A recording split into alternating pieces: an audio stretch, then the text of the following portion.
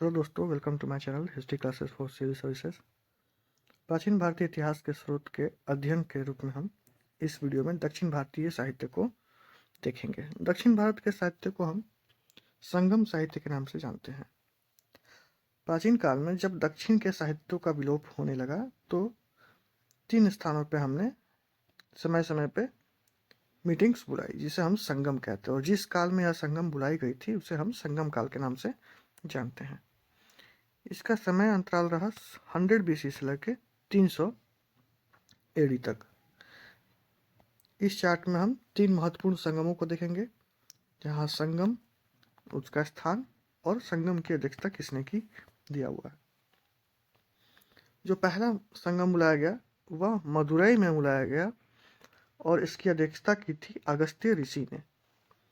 दूसरे संगम को कपाटपुरम या अलवई में बुलाया गया, जिसकी अध्यक्षता की थी तोलकापियर ने, और यहाँ अगस्त ऋषि भी मौजूद थे। तीसरा जो संगम बुलाया गया वह पुनः बुलाया गया मदुरई में और इसकी अध्यक्षता की थी नक्कीर ने। तो पहली संगम में जो पुस्तकों का संग्रह किया गया उसमें से कोई भी पुस्तक आज उपलब्ध नहीं है, और दूसरी संगम की मात्र एक पुस्तक उपलब्ध है जो तमिल भाषा की व्याकरण ग्रंथ है, जिसका नाम है तोल्कापियम। यह तोल्कापियर के द्वारा लिखी गई पुस्तक है। पुस्तक का नाम है तोल्कापियम, जो तमिल भाषा की व्याकरण ग्रंथ है। तीसरी संगम में जो ग्रंथ लिखे गए उन्हें हम 3 भागों में बांटकर देखते हैं। पहला है पत्तु पात्तु, दूसरा है एत्तु तोके और तीसरा है पदेन कीकणु। अब ये दक्षिण भारत के भाषा के आधार पर ये शब्द हैं, तो थोड़ा कठिन हो सकता है उत्तर भाषी लोगों के लिए, लेकिन इसको इसी तरीके से याद रखना है। पत्तु पात्तु यानी कि 10 गीतों का संग्रह, 10 पदों का संकलन है इसमें। एत्तु तोके, इसमें 8 गीतों का संग्रह या अष्टपदावली के नाम से इसे जानते हैं, 8 पदों का संकलन है इसमें। और पदेन कीकणु में 18 गीतों का संकलन है। ठीक है। दक्षिण भारत में तमिल भाषा में कुल 5 महाकाव्यों की रचना की गई थी, जिनमें आज 3 उपलब्ध हैं। एक एक करके तीनों को देख लेते हैं। पहला महत्वपूर्ण तमिल भाषा का महाकाव्य है, वह है शिलप्पाधिकारम। शिलप्पाधिकारम का अर्थ है नुपुर की कहानी। नुपुर यानी पायल, पायल की कहानी। इसके लेखक है इलांगो अदिगल, जो चेर वंश के शासक गुटवन का भाई था। इलांगो अदिगल। इस कहानी के विषय वस्तु को अगर हम देखें तो इस कहानी का जो नायक है, जो लीड चरित्र है इसका, वह है कोवलन। कोवलन एक व्यक्ति था जो कावेरी पत्तनम या फुहार का यह रहने वाला था। कोवलन का विवाह एक कणगी नामक महिला से होता है, किंतु ये जो कोवलन है, जो नायक है इस कहानी का, वो एक गणिका माधवी के प्रेम में पड़ जाता है। गणिका यानी वैश्या, नाचने गाने वाली और देह व्यापार करने वाली गणिका, जिसका नाम था माधवी। कोवलन माधवी के प्रेम में पड़ जाता है और इस माधवी के चक्कर में वो अपना सारा धन लुटा देता है, सारा धन लुटा देता है। फिर वह माधवी से अलग हो वापस कणगी के पास लौटता है और कणगी उसे माफ करके अपना लेती है। ये दोनों पलायन करके मदुरई चले जाते हैं।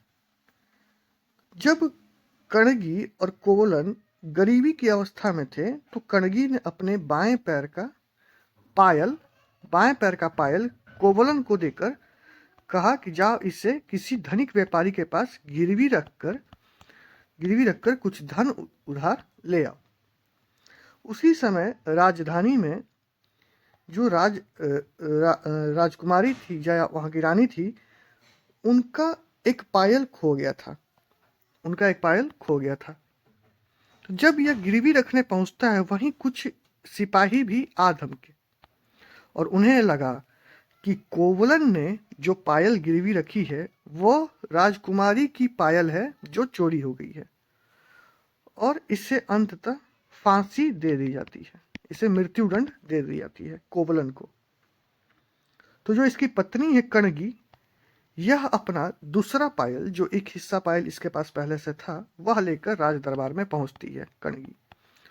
सबूत के रूप में उसे देती है कि यह पायल है और आपने गलत इंसान को पकड़ के आपने मृत्युदंड दे दिया। और कणगी सती हो जाती है, कणगी वहां सती हो जाती है, स्वयं आत्मदाह कर लेती है। तो ये कहानी है और ये विषय वस्तु है शिलप्पादिकारम की, नुपुर की कहानी का। ठीक है। अगला जो महाकाव्य है तमिल भाषा का, वो है मणिमेखले। मणिमेखले के लेखक हैं सितले सितनार, सितले सितनार। मणिमेखले शिलप्पादिकारम का ही आगे की कहानी है जो सितले सितनार ने लिखी है तमिल भाषा में। कोवलन और कणगी जो पति पत्नी थे,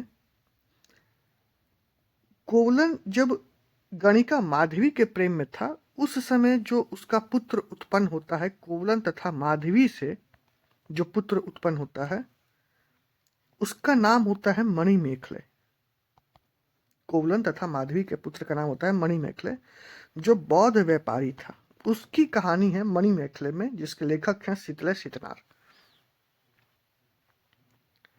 तीसरी पुस्तक है महाकाव्य तमिल भाषा की जीवक चिंतामणि। इसके लेखक हैं तिरुत्तक्कदेवर। जीवक चिंतामणि एक तमिल महाकाव्य है। यह जैन मुनि तिरुत्तक्कदेवर द्वारा रचित जैन धर्म ग्रंथ है। इस ग्रंथ को तमिल साहित्य के 5 प्रसिद्ध ग्रंथों में गिना जाता है। हमने बताया था 5 प्रसिद्ध ग्रंथ है, जिसमें 3 उपलब्ध हैं। उन 5 प्रसिद्ध ग्रंथों में एक ग्रंथ है जिसका नाम है जीवक चिंतामणि, जो जैन धर्म से संबंधित है। जैन मुनि तिरुत्तक्कदेवर द्वारा रचित यह धर्म ग्रंथ है, इसके रचिता है। जीवक चिंतामणि 13 खंडों में विभाजित इस ग्रंथ में कुल 3145 पद हैं। इसमें कवि ने जीवक नामक राजकुमार का जीवन वृत्तांत प्रस्तुत किया है, जीवन वृत्तांत प्रस्तुत किया है। तो यह 3 महत्वपूर्ण तमिल भाषी महाकाव्य थे। पहला था शिलप्पादिकारम, जिसके लेखक थे इलांगो अदिगल। दूसरा था मणिमेखले, जिसके लेखक थे सितले सितनार। तीसरा है जीवक चिंतामणि, जिसके लेखक हैं तिरुत्तक्कदेवर। अब देखते हैं दक्षिण भारत के इतिहास के संदर्भ में। कुछ संस्कृत भाषा में लिखे गए किताब हैं, कुछ कन्नड़ भाषा में, कुछ तेलुगु भाषा में। ठीक है, तो ध्यान देंगे यहाँ पे। अमुक्त मालयाद पहली पुस्तक है, जिसके लेखक है कृष्ण देव राय।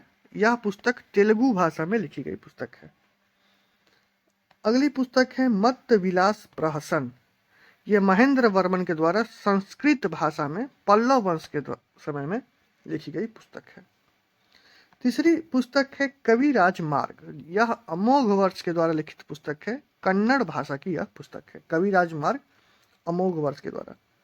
और चौथी पुस्तक है नंदी कलम्बकम, जो पेरुन्न देवनाथ के द्वारा लिखी गई पुस्तक है।